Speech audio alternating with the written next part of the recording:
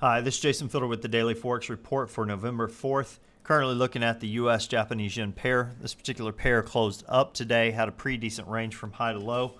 We are looking for this pair to continue moving sideways overall with a bias that is sideways. Look for it to potentially move as high as 91.79, possibly as low as 89.42.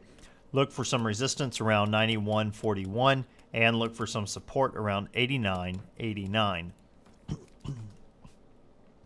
Now, switching over to the Euro USD, this pair moved much higher today. We are looking for this pair to continue moving sideways with a bias that is sideways. Look for it to potentially move as high as 149.81, possibly as low as 146.34.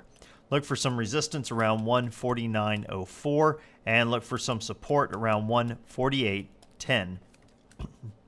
Now, switching to the pound US dollar pair.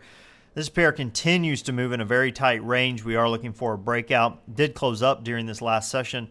Pretty much closed at previous resistance areas. We are looking for it to potentially go as high as 166.89, possibly as low as 163.02.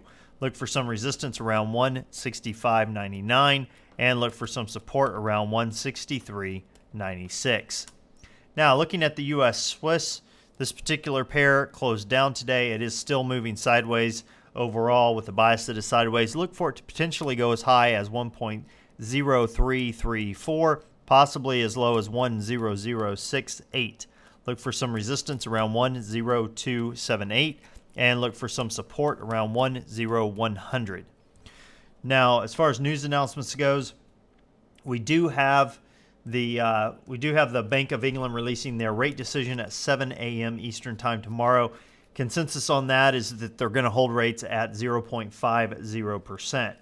Now, they also have the asset purchasing target for the pound being released at 7 as well. Consensus on that is that it's moved up from 175 billion to 225 billion. We also have the European Union releasing their rate decision at 7:45 a.m. Eastern Time. Consensus is they're going to hold rates at 1.00%. Also look for the Australian Bank to release their quarterly monetary policy at 7:30 p.m. Eastern Time tomorrow. Well, that pretty much sums up that as far as the news announcements goes. What am I looking for during this next couple of hours?